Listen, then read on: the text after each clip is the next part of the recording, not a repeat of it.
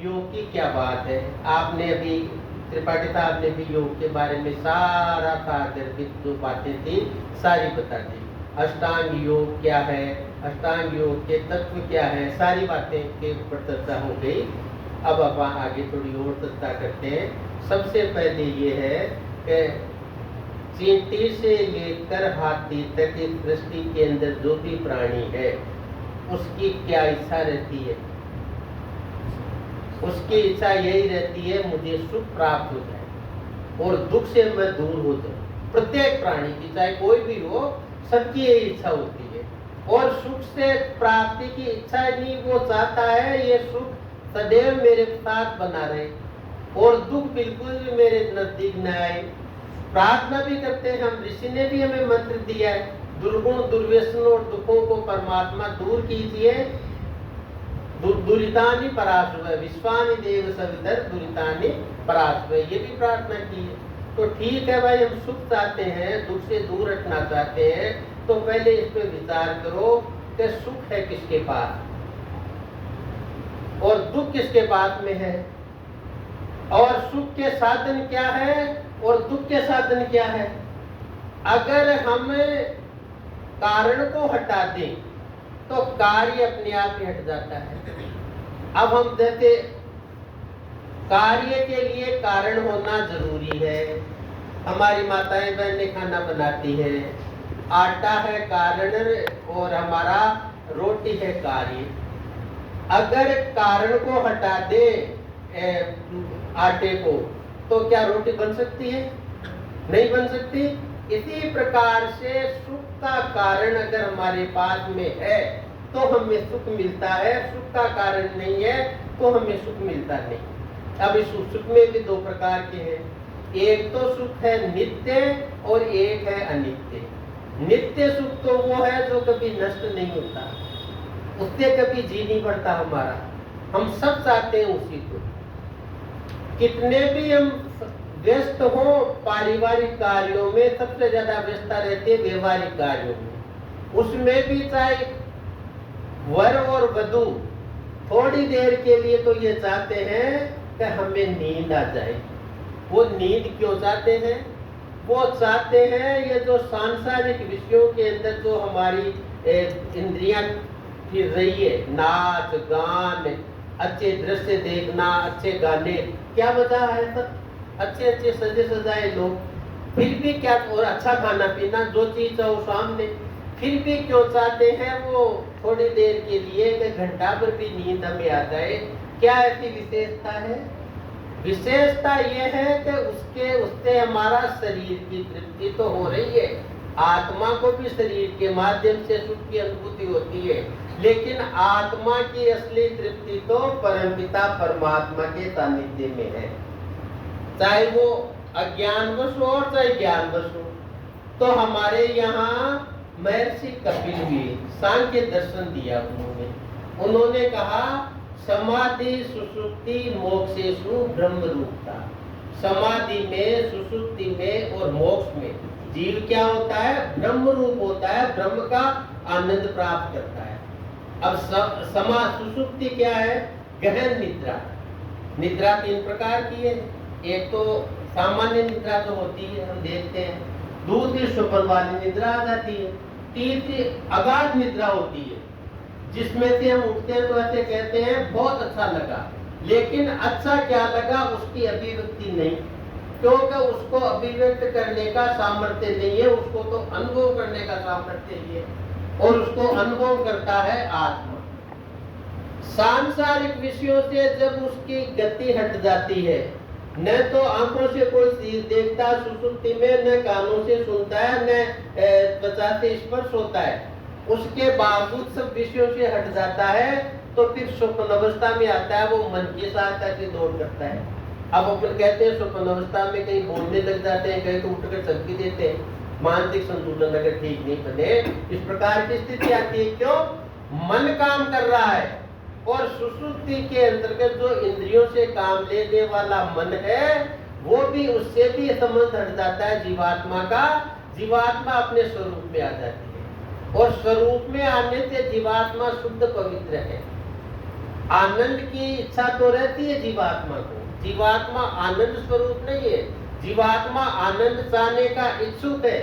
आनंद स्वरूप तो केवल परमपिता परमात्मा ही है, उसके अलावा कोई संसार में ऐसा साधन नहीं, ऐसा कोई दूसरी वस्तु नहीं जो हमारे को परमात्मा जैसा आनंद देते। तो वहां पर जीवात्मा का जब बाह्य विषयों से संबंध छूट जाता है तो वो क्या करता है, परमात्मा का सानिध्य लाभ होता है, लेकिन उसको ज्ञान नहीं रहता। हमारे पास मुख्यमंत्री जी आके यहाँ पर बैठ जाए और हम यहाँ बैठे रहे, हमारे को पता नहीं ये मुख्यमंत्री है, हमारे को उसका ज्ञान नहीं है, लेकिन मुख्यमंत्री की आवाजाही से जितनी व्यवस्था कर देता है, सरकारी व्यवस्था सारी हो जाती है, यहाँ पर स्वतः अपने आप हो जाती है। लेकिन अब अगर अपने को जानकारी नहीं है तो अपने को पता नहीं भाई ये क्या है। ये स्थिति सुषुप्ति में होती है। जीवात्मा परमपिता परमात्मा के सानिध्य में रहता है, लेकिन उसको उसका ज्ञान नहीं रहता कि ये जो आनंद मिल रहा है ये परमपिता परमात्मा की तरफ से मिल रहा है या और कहीं से मिल रहा है। अल्पज्ञ है वो, सर्वज्ञ तो है नहीं। सर्वज्ञ समीप है, ज्ञान प्राप्त हो, आनंद प्राप्त हो रहा है। यही बात ऋग्वेद में भी कही है, यही बात बृहदारण्यक के उपनिषद में भी कही है। क्या कहा, वासुपूर्णा सयाजुष, ये वृक्षों का एक रोचक वो आती है कथा, उसमें बता रखा है, एक दृष्टांत देके सिद्धांत को समझाने के लिए। एक वृक्ष के ऊपर दो पक्षी बैठे हैं, एक तो उस वृक्ष के फलों को खा रहा है और दूसरा बैठा बैठा केवल देख रहा है। इसके माध्यम से वो समझा रहे ऋषि, ये दो पक्षी कौन कौन से हैं, ये जीवात्मा और परमात्मा है। वृक्ष क्या है, प्रकृति है। जीवात्मा कर्म करता है, प्रकृति के फलों अपने कर्म के अनुसार प्राकृतिक भोग करता है फल के रूप में, कर्म फल के रूप में, और दूसरा पक्षी केवल बैठा देखता है। लेकिन एक बात और इसमें गहन, वो क्या है, फल खाने वाला, कर्म फलों का उपभोग करने वाला, प्रकृति का उपभोग करने वाला पक्षी चख रहा है अपने फलों को, लेकिन उसको ये पता नहीं समीप में महान आनंद का स्रोत परमात्मा भी मेरे पास बैठा है। योग का अर्थ यही है, उस जीवात्मा का संबंध परमात्मा से कर दे, ये योग है। जीवात्मा अल्प शक्तिमान है, अल्पज्ञ है, एक देशी है। वो उसका संबंध किससे करते, सर्वज्ञ से करते, सर्वशक्तिमान से करते और सर्वव्यापक से करते, बस उसी का नाम योग। क्योंकि शांति सुख और आनंद है तो किससे जुड़ेगा, उस परमपिता परमात्मा। हम विवाह के अंदर गठजोड़ करते हैं कन्या का, वरकार वधू का। अब इस वर के घर में जो भी चीज है उसका उपभोग करने का अधिकार प्राप्त हो गया, दोनों साथ मिलके करना। यही गठजोड़ यज्ञोपवीत में हमारे यज्ञोपवीत देने वाले होते हैं गुरुवर, वो करवाते हैं। गांठ होती है उसमें, वो प्रजापति की कक्षा है विवाह, और ये बृहस्पति की कक्षा है, ज्ञान की कक्षा है। ज्ञान के लिए ब्रह्मचारी जुड़ रहा है गुरु से, और वहां पर पति का सानिध्य प्राप्त करके परमपति का लाभ प्राप्त करने के लिए पत्नी जुड़ रही है। लाभ दोनों को चाहिए, परमपिता परमात्मा का चाहिए जो सबका पति है, और उसको अपने पति से सुरक्षा और उपभोग चाहिए, इसलिए उसका गठबंधन है। तो उसको कहते हैं योग। योग वह है जो हमें वांछित सुखों की प्राप्ति कराते, और वांछित सुख सब चाहते हैं। जैसे नींद में हम चाहते हैं, सुसुप्ति सभी चाहते हैं। अगर आप देख लो 2-3 दिन तक किसी को नींद न आए, सुसुप्ति की अवस्था प्राप्त नहीं हो, तो उसकी शक्ल देख के आपको कह दूं कि तो उड़ा उड़ा लग रहा है, लग रहा है, पता नहीं मेंटली कैसे क्या हो गया। क्यों हुआ ये? मस्तिष्क में जो शांति देने वाला स्रोत है इस शरीर में, वो तो परमपिता परमात्मा। बंधन यही है, इस बंधन को छोड़ना और उस बंधन में बनना, ये है योग है हमारा।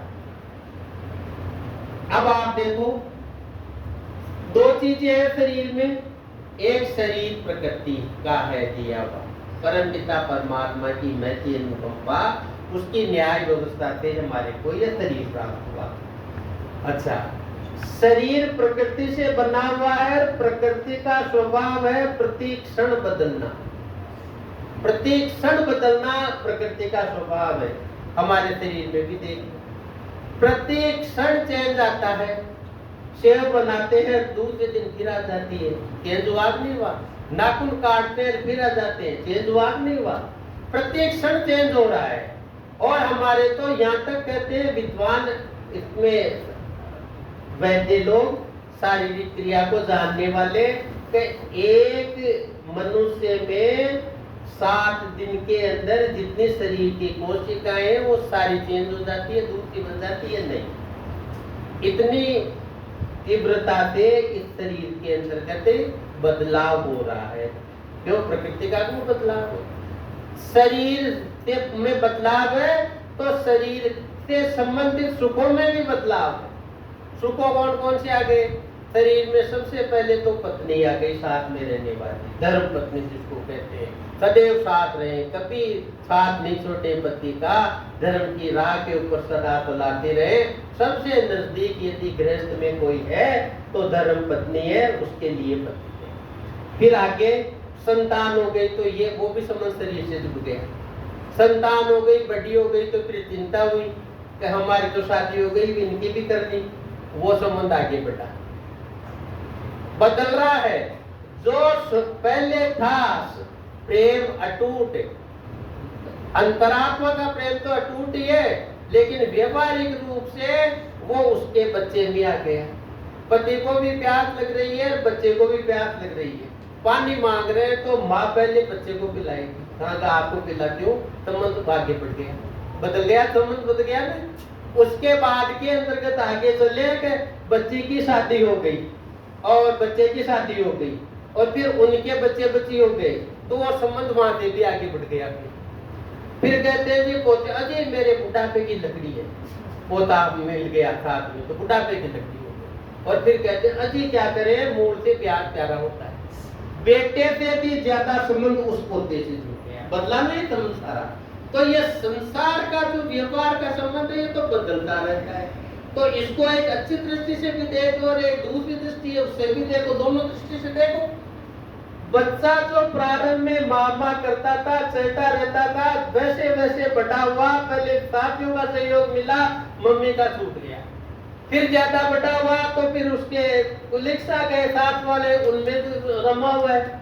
माँ कुछ कह रही है, वो कह रहा मैं इधर बीजी हूँ।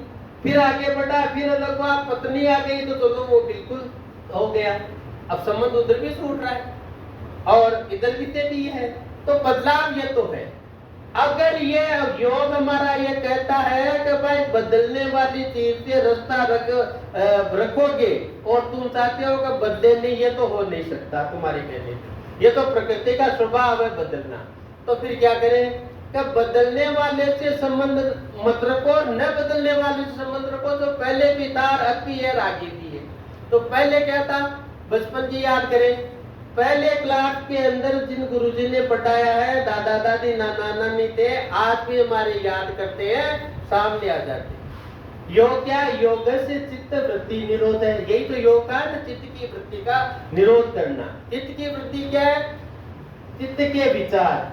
जैसे ही आत्मा ने इच्छा करी, पहली क्लास में पढ़ते थे उस टाइम के समय की, तुरंत हमारे सामने वृत्ति भूमि की आ गई, जो थे उनकी सबकी शक्लें हमारे सामने आ गई। कौन लाता है इतनी जल्दी से? वो चित्त लाता है। चित्त और मन एक ही है। दर्शन की भाषा के अंदर सांख्य दर्शन में इसको कह दिया मन और योग दर्शन में कह दिया चित्त। कहते हैं कि जेती लहर समुद्र की, तैती मन की डोर, सहजे हीरा नीपजे जो मन आवे। और योग से चित्त वृत्ति निरोध के लिए लिखा हुआ है, अगर असली चेतन तत्व जो है परमपिता परमात्मा, उससे सानिध्य करना है स्थापित, तो बाहर जो चित्त वृत्तियां जा रही है उनको रोको। तो ये जो शरीर की गति मैंने आपको बताई, पर संसार में पूरे संसार में है ये, जहाँ घर घर जहाँ हमारा जहाँ संपर्क है, रिश्तेदारों से, ऑफिस में, पड़ोसियों से, कहीं भी हो, इसी प्रकार की उनकी हमेशा बदलेगी। फिर क्या होता है, क्यों करें हम संबंध उससे? आत्मा ऐसा का ऐसा है, पुरानी बात को वैसी वैसी बता दी हमारे को, कभी नहीं बदला वो, न बूढ़ा होता है, न उसमें जर्जरता बूढ़ापे को कहते हैं, न कोई और बदलाव आता है, वो तो सदैव एक रस है। पहले भी ज्ञान की प्रतीति होती थी उससे, अभी हमारे को ज्ञान की प्रतीति होती है उससे, आत्म तत्व से। ये जो सारी चेतनता ज्ञान की प्रकाशता दिखती है, किसका परिणाम है? ये आत्मा का परिणाम है। और आत्मा तो अल्पज्ञ इतना धारित नहीं कर सकती, परमपिता परमात्मा की शक्ति साथ में है, इसलिए इसको धारित किया हुआ शरीर को आत्मा ने। ये तो आत्मा में सामर्थ्य नहीं है कि शरीर को धारण सदैव कर सके। उस परमात्मा की तब ये नहीं बदलने वाला आत्मा और नहीं बदलने वाला परमात्मा। तो परमात्मा कैसे नहीं बदला? हम पिछले जन्म में क्या थे, कौन से कर्म किए थे, उसका सारा लेखा जोखा उस परमात्मा के पास में है। उसको देख के हमारे को कर्मफल दे दिया, बदला नहीं कभी वो, एक क्षण नहीं बदला, न तो रत्ती कम न रत्ती ज्यादा, ऐसा कर्मफल देता है। अगर और हमारी प्रत्येक बात में, प्रत्येक घटना में उद्बुद्ध स्वाग ने, बुद्ध का अर्थ क्या होता है? हम जो भी चिंतन करते ही परमपिता परमात्मा जान लेता है कि ये क्या कर रहा है। ऐसी शक्ति परमपिता परमात्मा की है। लेकिन जीव करेगा क्या, उसके पहले परमात्मा की दृष्टि वो नहीं जानता परमात्मा, क्योंकि जीव को स्वतंत्र कर रखा है। चिंतन स्वतंत्र रूप से करे, लेकिन चिंतन जिसका कर लिया वो परमात्मा जान लेता है और उसके अनुसार कर्म फल देता है। कर्म तीन तरह से करते हैं, मन, वचन और कर्म। केवल हाथ से यज्ञ करना ही कर्म नहीं है, मानसिक यज्ञ करना भी कर्म है हमारा। मनसा वाचा कर्मणा, वाणी से तो हम उच्चारण करते हैं संस्कृत के मंत्रों का, वेद के मंत्रों का, इनका भी हमारे को आध्यात्मिक लाभ होता है। तो मन, वचन और कर्म, तीनों से जो भी कर्म करते हैं वो हमारे कर्म फल में जुटते हैं। इसलिए ऋषि ने कहा सदैव सतर्क रहो, मन, वचन और कर्म से हमेशा सावधान रहो, कहीं इनकी गति विपरीत दिशा में न हो जाए। विपरीत दिशा में होगी तो सबसे पहले सत्य की तरफ से हटके किधर चलेंगे? असत्य की तरफ चलेंगे। अब ये त्रिपाठी साहब बता रहे थे ना, अपरिग्रह है ना, तो अपरिग्रह को छोड़ के परिग्रह करेंगे, उसकी तरफ दृष्टि नहीं जाएगी हमारी। क्यों? जो ज्योति अंतर परमपिता परमात्मा की प्रेरक शक्ति है, उसकी प्रेरणा नहीं मिल रही, तो ये जीव किधर झुक जाएगा? प्रकृति की तरफ झुक जाएगा। तो कहा कि ऐसी स्थिति है तो हमारे को बंधन उसी से करना है। अब देखो, प्रकृति का बंधन छोड़ के परमपिता परमात्मा से बंधन हो जाए, उसको मुक्ति कहते हैं।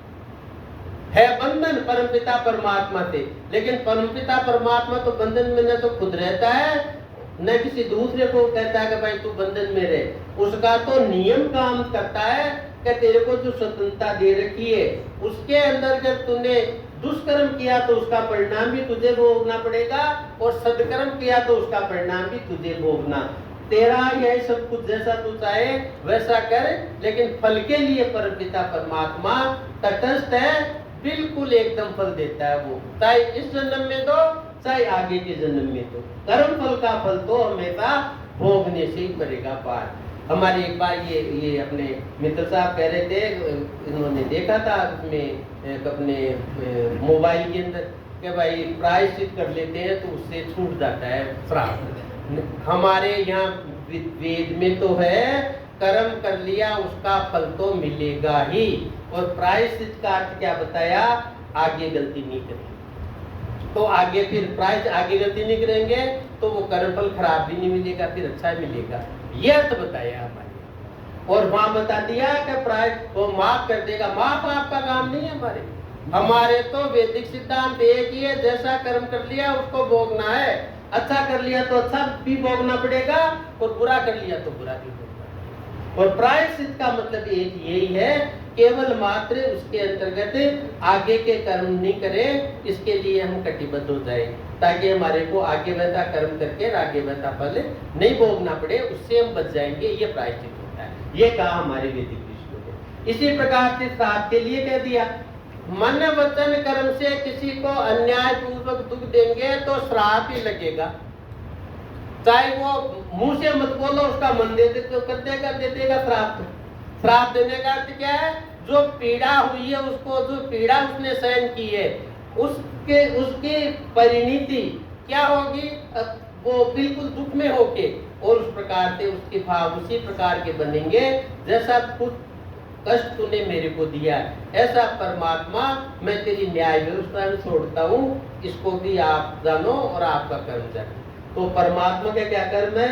दुष्टों को न्याय रूपी दाढ़ में रखता है। योस्मान वेष्टियम वयम जिस्मस्तम वो जम्बेदत में परमात्मा की न्यायकारी दाढ़ के अंदर वो आ जाते हैं और उसका फल भोगना पड़ता है। तब हम कहते हैं जैसा किया है वैसा भरा है, श्राप उसका लगा है, इसलिए इसकी ये दुर्गति हुई है। ये स्थिति हमारे वेद बताता है। तो जोड़े किससे? वो वापस उस पे आते हैं, एक नई बदलने वाली सत्ता आत्मा, नई बदलने वाली सत्ता परमात्मा है। बदलने वाली सत्ता शरीर है, आत्मा नहीं है। तो अगर हम बुद्धि पूर्वक वेद के अनुसार कर्म करते हुए अगर हम कार्य करते हैं तो हमारा संबंध प्रकृति से जो शरीर मिला है इससे छूटकर परमपिता परमात्मा की तरफ हो जाएगा। छूटने का ये अर्थ नहीं है कि इसका ध्यान नहीं रखें। ये हमारा शरीर साधन है उस परमपिता परमात्मा जो हमारा साध्य है उसको प्राप्त करने के लिए। अगर ये शरीर नहीं हो, न तो हम यज्ञ कर सकते, न प्रवचन सुन सकते, न ज्ञान प्राप्त कर सकते। तो शरीर का त्याज्य का मतलब ये नहीं है कि इसको शरीर को गला दें, बिल्कुल कष्ट में रखे, नहीं, कतई नहीं है ये। इसका अर्थ यह है इस शरीर का सदुपयोग करके परमपिता परमात्मा की तरफ गति बनाए। कर्म कैसा हो? निष्काम कर्म हो जाए हमारा। निष्काम कर्म हो जाएगा, हम नहीं चाहेंगे तो भी उसका कर्म का फल तो हमें अच्छा मिलेगा। क्योंकि मोक्ष के लिए दो ही बातें बताई, एक तो निष्काम कर्म और एक पांचों क्लेशों से मुक्ति। और पांचों क्लेशों में सबसे बड़ी है अविद्या। ऋषि ने भी यही कहा है, अविद्या का नाश और विद्या की वृद्धि करनी चाहिए। जितनी भी चीजें संसार में सुखकारी है वो सारी कैसे प्राप्त होगी? अविद्या के नाश से प्राप्त होगी। अविद्या के हम गिरे रहते हैं, तो फिर हम व्यवहार में कैसे ले इस बात को? जैसे मैंने बदलने वाली न बदलने वाली बात बताई। बदलने वाली बात यह है कि जब शरीर बदल रहा है तो इस शरीर को बदलते हुए स्थिति के अंदर सदुपयोग करना सीखें। शरीर की अवस्था बढ़ गई तो इसके अनुसार इसका पोषक तत्व ज्यादा काम मिले। शारीरिक व्यायाम जो बताते हैं हमारे को वो करें, योग की क्रिया करें ताकि ये शरीर हमारा स्वस्थ रहे। दूसरा, संबंधों के अंदर पकड़ के नहीं बैठ रहे कि बेटा मेरा जैसा पहले था वैसे ही हो जाएगा। अरे नहीं, ऐसे कैसे हो जाएगा? वो बदलेगा, आप भी बदलो उसके साथ साथ में। नहीं, अब हमारा अब कैसे बदले? दुख होता है, राग है। वो योग दर्शन बड़ा गूढ़ है। 15-20 मिनट में योग की बात नहीं बताई जा सकती। इसको तो समझने के लिए महीनों सालों चाहिए। अब छोटी सी बात बताऊं आपको मैं, कैसे? अब योगी जो एक है, किसी ना एक तो योग करने वाला है, एक योग नहीं जानने वाला है। योग का परमात्मा से संबंध स्थापित करने वाला, सुख की राशि आनंद की राशि परमात्मा है। दूसरा, शरीर से सुख प्राप्त करने वाला, सुख शरीर में भी है। आप ये नहीं समझता कि शरीर में सुख नहीं है। शरीर 3 तत्वों से मिलकर बना है, सत्व, रज और तम। सत्व का गुण सुख देता है शरीर में। जब सत्व गुण ज्यादा रहता है शरीर में तो हमें सुख प्राप्त होता है। रजोगुण दुख होता है, वो दुख देता है। और तमोगुण मुक्त बनाता है। तीनों चीजें चलती रहती है इसके अंतर्गत। तो इसका उपयोग कैसे करें? बदलते हुए रूप से ही करें। तो ऐसे एक उदाहरण के लिए एक बात आ गई। एक भाई बच्चा है, पहले तो इतना स्नेह रखता था, शादी के बाद में ये थोड़ा विमुख हो गया। तो वहां पर योग करने वाला तो समझ जाएगा कि अपना राग है जो बीच में आ रहा है और इस राग से मुक्ति हो। कैसे मुक्ति हो? विवेक से। विवेक क्या कह रहा है?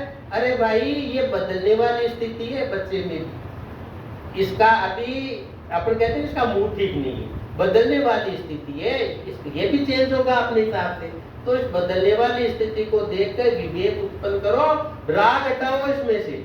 जो नहीं बदलने वाली परमपिता परमात्मा की शक्ति है उसकी तरफ संबंध जोड़ो, उसको विवेक उत्पन्न कर लेगा। और जो योगी नहीं होगा वो क्या करेगा, द्वेष करेगा। अब मुझे नहीं चाहिए, मेरी प्रॉपर्टी में से कुछ नहीं दूंगा इसको, ये तो अपनी पत्नी के साथ में हो गया, मेरा मानता नहीं, द्वेष हो गया है उसको, क्योंकि योग नहीं। योगी को तो राग, रोगी तो राग को हटा देगा विवेक से, और जो दूसरा योग नहीं करने वाला है वो उससे द्वेष उत्पन्न कर देगा। इसी प्रकार से सभी संबंधों में देख लो, पड़ोसियों में से भी आप तो झगड़ा हो गया, लेकिन जब थोड़ा ठीक 2-3 महीने गुजर जाएंगे, थोड़ा सा आपस में आ जाता है, साथ विकृति उत्पन्न होती है, तब कहते हैं कुछ चेंजेस तो होने चाहिए, रात दिन यही रहना है तो जाने दो, अपनी वृत्ति बदल गई उसके अंदर। और हम यही रखना कि हमेशा हमारा संबंध ऐसा नहीं रहेगा। सबसे अगर यही चीज रख ले तो योग हो जाएगा परमात्मा। जब दुख होता है वहाँ द्वेष है, वहाँ दुख होगा तो द्वेष उत्पन्न होगा, और द्वेष को अगर हटा देंगे तो हमारा दुख भी हट जाएगा। अभी मैंने बताया ना आपको, कारण को हटा दो तो कार्य हट जाएगा। तो दुख कारण क्या, दुख का कारण क्या, द्वेष। अगर हम द्वेष को हटा देंगे तो हमारा दुख मिट जाएगा। द्वेष को कहते हटाए भाई, ये चलती फिरती, ये तो चलती स्थिति है, निरंतर बदलने वाली स्थिति है, इसमें बदलाव आ गया, इसके अंदर अपन क्या करें, ये तो प्राकृतिक है। अगर नहीं बदलाव चाहते तो परमात्मा का चिंतन करो, अपने को स्वस्थ रखने को, अपने को आनंदित रखने की कोशिश करो। परमात्मा को हम कहते हैं ओम आनंदम ओम आनंदम। तो ये परमपिता परमात्मा आप आनंद स्वरूप हो, मैं भी आनंद में रहूं, उसकी तरफ दृष्टि डालो। और अपना तो संबंधी वो है खास को, इस जन्म के पहले भी था, अब भी है, आगे भी तो रहेगा। जीव कहाँ फंस गया तो उसके अंतर्गत, तो वो वहां पर उसका द्वेष खत्म हो जाएगा। तो राग से द्वेष से छुटकारा भी योग के द्वारा ही हो सकता है, और कोई ये विधि नहीं जो हटा दे। अच्छा, दूसरी बात मैंने आपको बताई, अविद्या। अविद्या हटेगी तो भी योग से हटेगी। सत्य केवल परमपिता परमात्मा है, सत्य उसकी वाणी वेद है। और सत्य कौन है, जो वेद के अनुसार आचरण कर रहे हैं, वेद जैसा कहते हैं वैसा मन से आचरण करते हैं, वो सत्य परक लोग हैं, वो आत्मविद्वान कहलाते हैं। उन आत्मविद्वानों के संगत में बैठेंगे तो हमारे को सत्य की राह की तरफ चलने में सहायता मिलेगी, प्रेरणा मिलेगी उनसे, उनके व्यवहार से। जब भी तो कहते हैं कि शिष्ट जनों के साथ में बैठो। शिष्ट जन क्या होते हैं, जिन्होंने खुद ने सत्य को धारण किया हुआ है, उसके अनुसार वो चल रहे, आचरण कर रहे, उनके साथ बैठेंगे तो जैसा संग वैसा रंग, जैसा संग है वैसा रंग आ जाएगा। हम भी शिष्टाचार वाली श्रेणी में आ जाएंगे, और सत्य को धारित करने का सामर्थ्य हमारे को परमपिता परमात्मा देता है। देखो, योग की एक और विशेष बात है, योग के लिए केवल क्रिया ही जरूरी नहीं है, योग के लिए तो ईश्वर समर्पण सर्वोपरि है। हम जो भी कार्य करें, जो भी सहायता मांगे, जो भी चिंतन करें, उसमें सबसे पहले परमपिता परमात्मा से मांगे। परमपिता परमात्मा से मांगेंगे तो हमारी उपासना शुद्ध उपासना होगी, और शुद्ध उपासना होगी वही हमारे को आगे मोक्ष मार्ग की तरफ ले जाएगी। तो शुद्ध ज्ञान, शुद्ध कर्म और शुद्ध उपासना, इस प्रकार से हम आगे बढ़ेंगे तो हमारा ये जीवात्मा जिस सुख को प्राप्त करने के लिए इस संसार में परमात्मा की न्याय व्यवस्था से आया है, बड़ी कृपा करके ये अनमोल शरीर दिया है, उसको उसी प्रकार से अगर हम चलेंगे तो हम उस मार्ग के अनुगामी होंगे और उसकी प्राप्ति कर लेंगे।